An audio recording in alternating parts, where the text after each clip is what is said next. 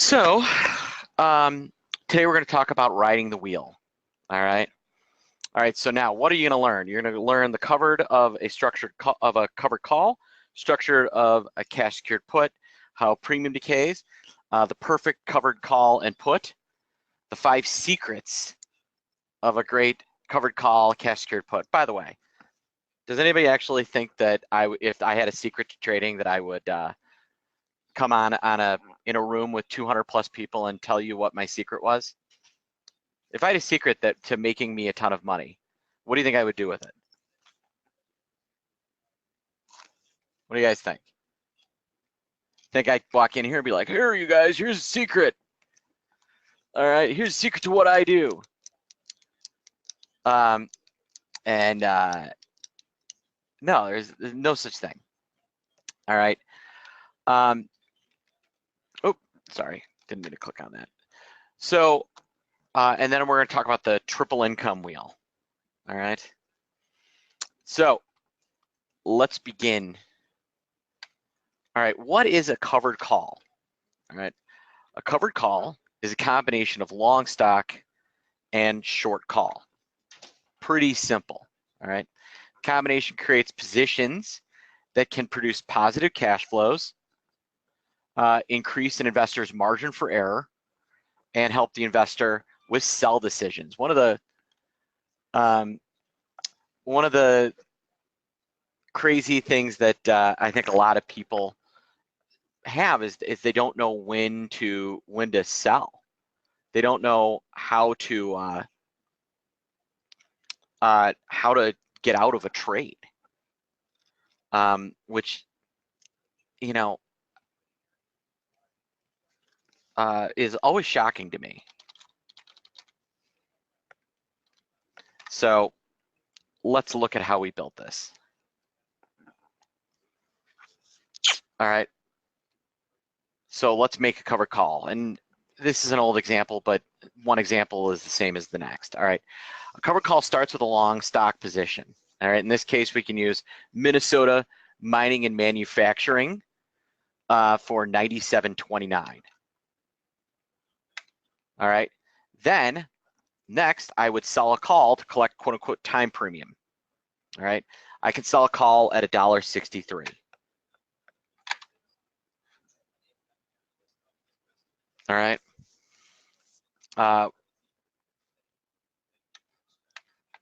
So by owning the stock and then selling the call, the combination creates a graph that looks like this. All right. What I want you to notice is that my break even is now here, 95.66. So I've lowered where my break even is from being long. All right. So the net of the trade is I collected premium on the trade, which lowers my cost basis. All right. I limited my upside. All right. Notice that at a certain point, I can't make any more money. All right.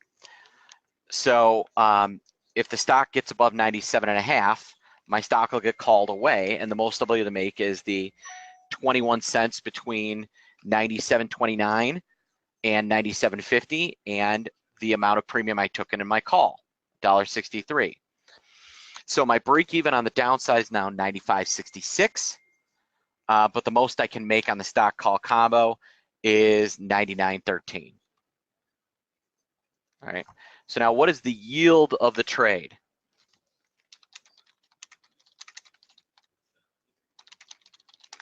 All right, the yield on the trade, all right, the stock price is 97.29. The strike price is 97.5. The option price is $1.63. So my total return, 97.5 plus 163 minus 97.29 over 97.29. So I can make $1.84 or about 1.8%. All right. Generally for short puts or for covered calls, all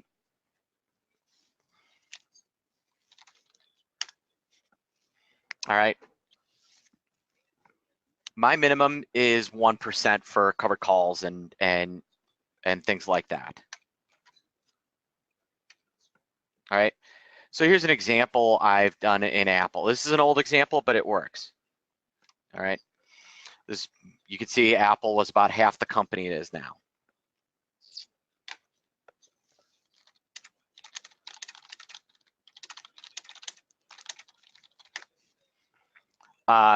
So we buy stock for $450.50. All right. And at the end of this time premium, at this time period, I sell it at $452. So I make $1.50 on the stock. All right. Now, the alternative is I buy stock and do covered calls. So I pay $450.50 and I sell a February 450 call at 13.5. At the end of the time period, Apple's trading about $460. So I have to pay $10.25 to cover it. I make $3.25 on that piece.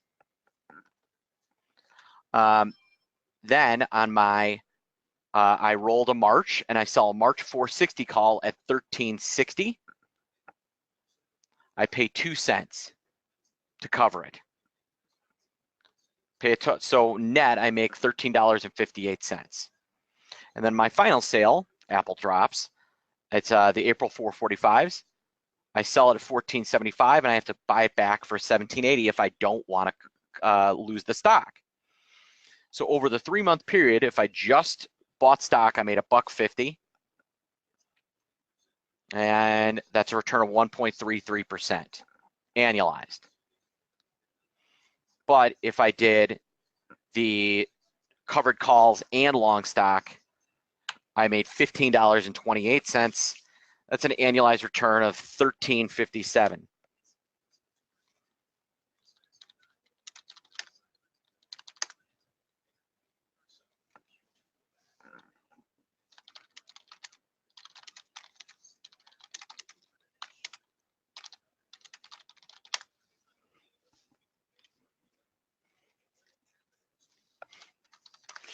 All right. So management mechanics. Let's talk about actually how to manage a covered call. All right. If you don't get the stock called away, buy the call back when it gets to be worth less than a dime or a nickel. So when the call gets cheap, buy it back. All right. And then go out and sell another expiration.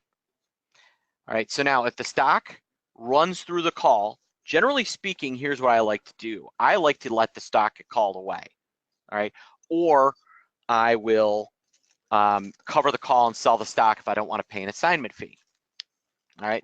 Then I take a day or two and I decide to enter the trade again.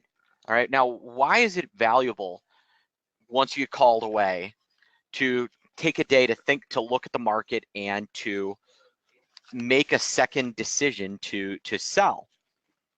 Well, common misconception in the trading world is that I made money, therefore I did a good trade. All right.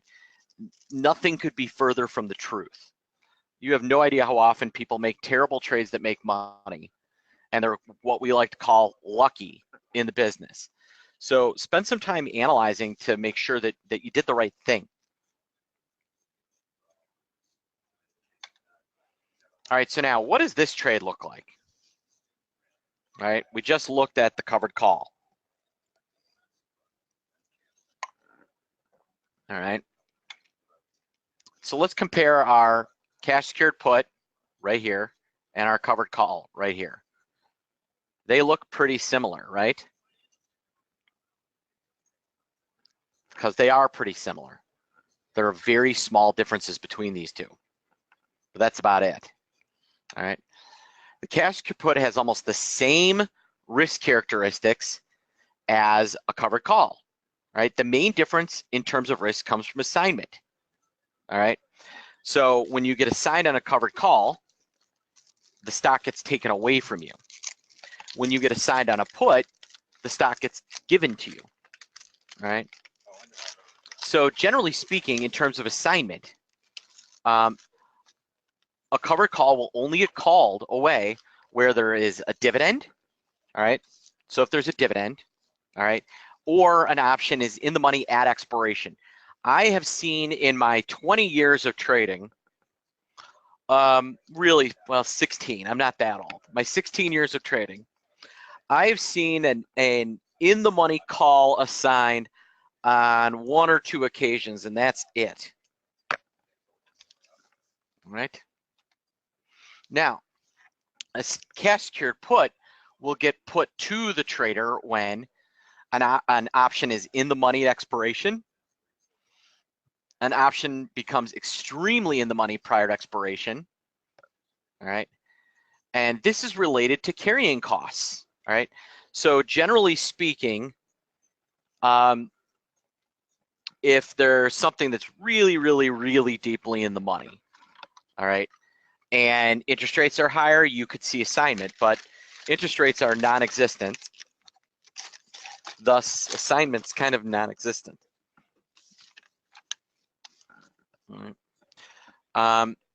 So an option becomes, so really, you're not going to see a lot of puts assigned. That can happen more often than calls. And the real key is when you get assigned on a put, the stock is given to you, which is kind of what you want. All right, so now, the lowdown on that cash secured put. All right, in those triple M puts, I am selling an option with 11 days to expire, collecting 46 cents. All right, if I'm never put and can collect 46 cents every 11 days, I would collect $15.26. That's about 10% for the year. All right. So this actually would probably fall a little below a level that I would want to do the put, but it is, again, a weekly, so it's not exactly the same.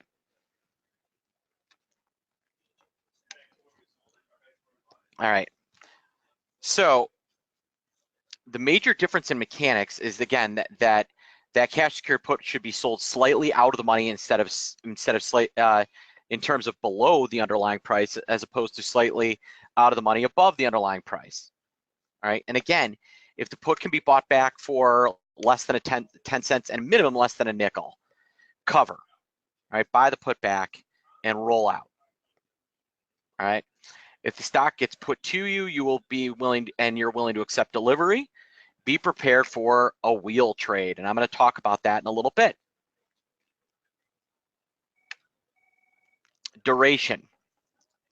So let's talk about when to do these trades. All right. At 30 days to expiration, at the money options see a dramatic increase in time decay. So early sales that are at the money will decay somewhat slowly. Further ones out, the further out you get, the more that changes. But at the money stuff is slow. All right. In the final week, that call or put still will have a huge amount of value to it, believe it or not. So new traders need to think hard about the duration of the call or put they sell. As they become better traders, they may want to adjust the duration of the trade. Let's see if I have this. So I want to show you something. All right, we'll just go to at the money. And I'm going to switch from VIX to Apple.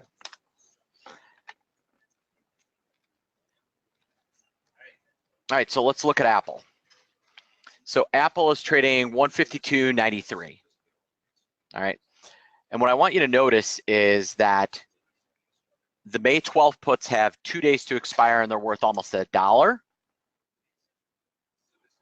The May 19 calls have 9 days and are worth $1.73. The ones that expire in a month are worth $2.94. All right, so let's think about that. I'm going to snip this. I want you guys to think about this, and we'll come back to it.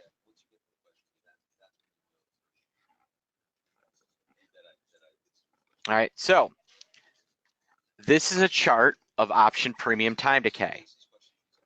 All right, notice that it gets, for at the money options, it gets faster and faster and faster all the way to expiration. All right, now at the money options, or excuse me, out of the money options tend to decay a lot more linearly. more like that. All right, so now between August and SEP expiration of 2014, there were 4 weekly contracts in Facebook. All right, and Facebook was trading a little over $73. So would I rather sell an AUG SEP weekly 74 call 4 times, or the SEP 5 calls once? All right, so let's take a look. And here you can see, so on August 8th, all right, I can get 74 cents for the covered call. All right, 74 times 4 is $2.96. The SEP 5s were worth $2.40, $2.44, whatever. So that's a 50-cent difference. All right.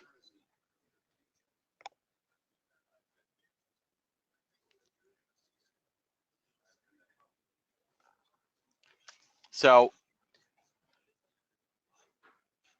you can actually make more money selling near-term stuff. All right. So you got to think about the yourself as a football coach. You know, everything comes back to football. All right. Much like a football coach, you need to be aware of how good your quarterbacking skills are. You know, on your trading football team, do you have Jay Cutler or Blake Bortles, or do you have Tom Brady or Eli Manning? You know who you are. All right. If you're Peyton Manning, the weekly approach makes sense. If you're Colt McCoy, the monthly approach might make sense. Yes, they're both out of football now. Except one retired and one is out not by his own choice. So if you're new or green, go with monthlies, all right? And why? All right, why? Well, with these monthlies, so let's pull up Apple now. All right, with these monthlies, so let's say I do sell a cash secured put, and I sell 1, 2, 3, 4. All right, it's great. All right, I get 97 bucks. 97 times 4. All right, that's 3. That is what 388.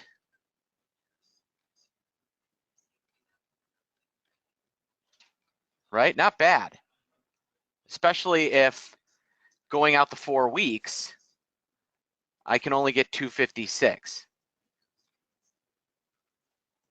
It's a big difference. All right, so, but what's the problem? All right, how many times can I be assigned if I sell the monthly? Once. All right, how many times can I be assigned if I sell the weekly and Apple makes a brief dip? 1, 2, 3, 4. So I've got this ability to be assigned over and over again that comes at me. That is a piece of that risk. All right, so now let's talk about the perfect covered call and the perfect cash secured put. All right, in a perfect world, the underlying stock would creep higher every month, but would not skyrocket higher. The trader would be able to sell consistently calls at higher and higher strike prices, building up yield. The stock is never called away except for at the top, and the stock pays a dividend. Perfect cash secured put, the stock creeps lower, all right, but doesn't tank. You're able to consistently sell lower and lower puts at lower and lower strike prices, and the stock is never put to the trader except for at the absolute bottom. That is a perfect scenario. All right, so now how do you sell puts and calls? There are some smart things that can be done to manage the sale of puts and calls. All right, it really involves volatility. So let's talk about the right stocks. So what type of stock creeps higher or lower, Amazon or Microsoft? Thank you, Dave. Microsoft creeps higher. Amazon pops higher. it pops higher. I'm doing this from my trading desk. A trader that sells puts or covered calls on a higher volatility like Amazon, you're constantly presented with this: do I cover? What do I do? You know, that's why Amazon isn't always the best stock to do this type of stuff in. All right, now, stocks that pay dividends, all right, typically have lower volatility, all right? They will also have a nice dividend yield that, combined with the yield from selling covered calls, can really produce an income stream. Dividends can soften the blow of being assigned and will typically creep higher with increases in the dividend. So the strike, I like to sell a call at a strike that produces a net price that I would sell the stock today. All right, so if I buy GE for 2015 and I sell the call at the 21 call at 15 cents, at 30 days, I'd make 4.9% if I get called away. Am I happy with that return? Do I collect the dividend? All right, so sell a call at a level you don't mind having the stock called away. And a lot of times that'll be at the money or just out of the money. All right. I like to sell a cash secured put at the level that I want to buy the stock. You know, that's pretty simple. All right. And again, you'll probably find that that's at the money. In fact, generally speaking, I'd rather sell an at the money put than an at the money covered call. All right. So really, what really the last few slides are about is, it's not really the premium that matters. It's the overall volatility of the stock and the level that you're trading those at. All right. Trade covered calls and cash secured puts in low volatility, low beta stocks, and you'll be much happier.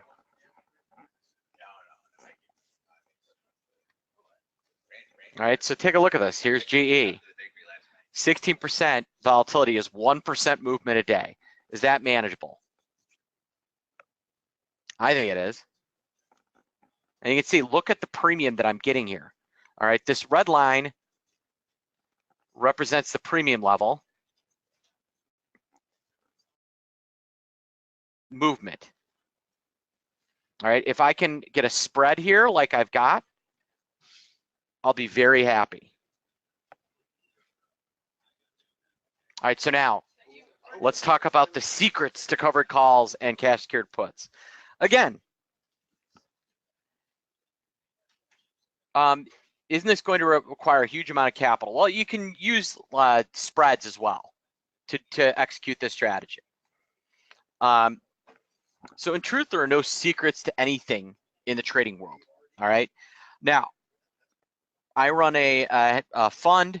Am I going to sit here and tell you exactly what I do? No. Why? My fund makes money. If you want to know what I do, you can invest in my fund. All right. That's not an invitation. All right. But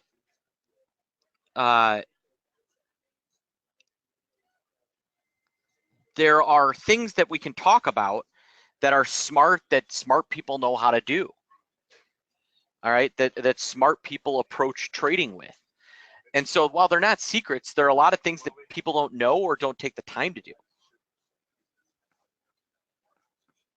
All right, so secret one, only trade in stocks that you're confident won't go down. Notice I didn't say stocks going up. All right, if you think a stock's going to go up, should you sell a put or buy a call?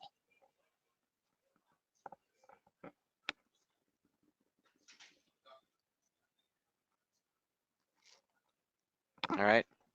Yeah, if you think a stock's going to go up, you buy a call. All right. So there's a big difference between stocks that don't drop versus stocks that rally. Stocks that rally are like Amazon. Stocks that don't drop are like, you know, Nike and things like that.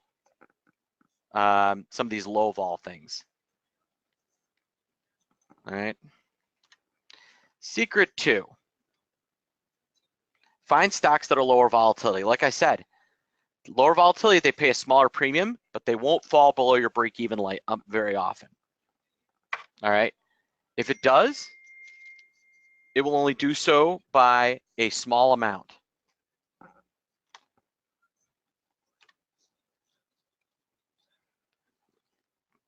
All right. Trade these in stocks with a dividend stream. Stocks that have consistently increases in their dividends are lower volatility. Secret 4, only trade in stocks that you know and are good. All right. I don't know anything about the healthcare industry, so I'm not going to trade in Cardinal or United Healthcare. And Groupon is a piece of crap, so I'm not going to trade in that either.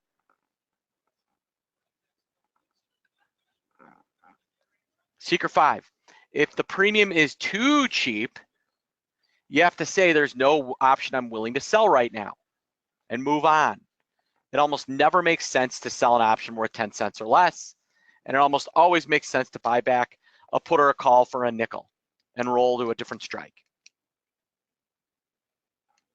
All right, now the triple income wheel. This is a great way to trade stocks instead of actually buying stocks.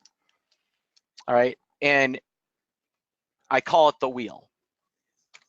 So source 1 of income, sell puts. And this is great for like S&P 500 replacement. First rotation of the wheel is selling puts. Follow the secrets in selecting a put to sell. Keep selling that put over and over again, building up yield. Sell puts at lower and lower strike prices if the stock is dropping, higher and higher strike prices as long as you're willing to buy the stock. Then hopefully get the stock put to you near the bottom. Source 2, and generally speaking in the wheel, these are at the money. Right now, once the stock is put to the trader, you're able to collect the dividend. Younger traders put this on a drip, buy more capital.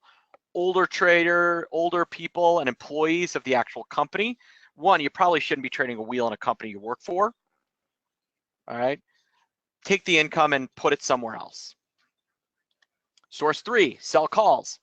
In addition to the dividend, once I am put to, sell a covered call, typically at about a 30 delta. Think 1 to 2% out of the money. All right, and remember that even if you buy and sell the same strike, with the amount of premium you're taking in, you'll be happy. Again, this is a great strategy, this wheel for like IRAs, where there's not a lot of tax. All right, so tips. Once a full rotation of the wheel happens, wait a day or two before selling puts again. Think about whether it's something else you want to do. All right, like a long stock position, if the trader owns the stock, he or she still needs to have a maximum loss. And if assumption changes, stop.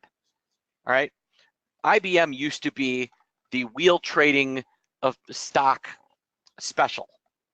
All right, who thinks that it makes sense to sell puts in IBM nowadays? Wah, wah, IBM stinks.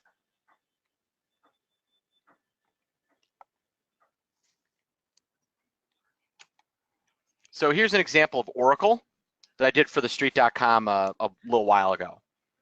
You know, I sold the step 19 put at 22, took the stock. On September 29th, I sold the OC3 39 call, collected 13. On the 6th, I sold the 39.5 call, collected 13, collected the dividend. I sold the October 18 39 call at a quarter, sold the OC 24 39 call at a quarter, got called away. So in 5 weeks, I made income of $1.09, about 2.7%, annualized return of 30%. All right, now we had somebody say, isn't this going to be huge amounts of capital? Well, if you've got limited capital and you want to execute this strategy, you know, one thing you can do is sell like, so let's say I sell a 152.5 put in Apple because I want to do it. Well, then I can just go and buy, you know, something inexpensive, like a 145, 146. I'd probably actually do the 148s, you know, 6 cents, 5 cents, 4 cents, 3 cents. Big drop between the 49s and the 48s. So if I do something like that, then my margin, you know, I'm giving up a few cents, but that'll take care of my margin. So I'm collecting 76 instead of 80, and I'm using way less capital. So in summary, high flyers aren't for calls. Turtle stocks are for covered calls and puts. Learn the secrets and trade the wheel. All right, so now my my little offer for you guys, and then I'll answer questions. So if you go to optionpit.com/optionwheel, we actually have an option wheel service you can try for 1 month for $7. All right, and you get to meet with me in I do a kind of a student-only webinar a couple times a month. We're going to have some educational content there that's really cool, and you get to kind of track my wheel trades. And right now I've got on six different stocks that I'm doing: ExxonMobil, Intel, PayPal, KRE, JP Morgan, and I just did one, and Caterpillar. You go to optionpit.com/optionwheel. You can also get a good replay of, I'm gonna actually, you can get a replay of if you just wanna watch the wheel strategy again. All right. Thank you, Renee. Any questions?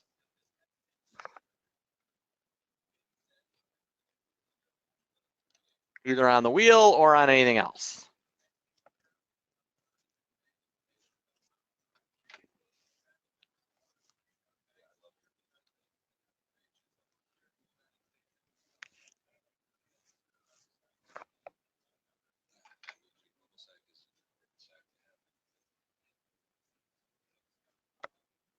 All right. So other than the capital question, nothing else? All right. Oh, when a long call goes wrong, what do you do? Sell it? Well, one of the keys, I think, to long calls is that you have to have really low implied volatility to buy long calls. All right, so one of the stocks I really liked in terms of call buying over the last few months or a few weeks was Apple. So when Apple volatility got down in here, I was long calls. And then when we got this big pop on Monday and on Tuesday, I sold out a bunch. All right, and this was one that I wrote up on thestreet.com, a few other things like that. And then, so generally speaking, if you put on a trade and realize that your assumption is wrong, I generally close the trade. The alternative is you can convert to a straddle.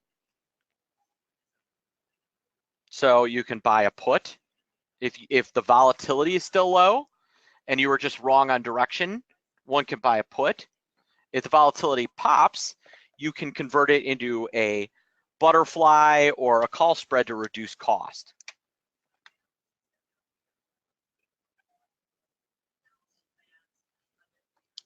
All right. All right, so if you got questions, you can email me, mark@optionpit.com, or you can call our 800 number, 888-TRADE-01.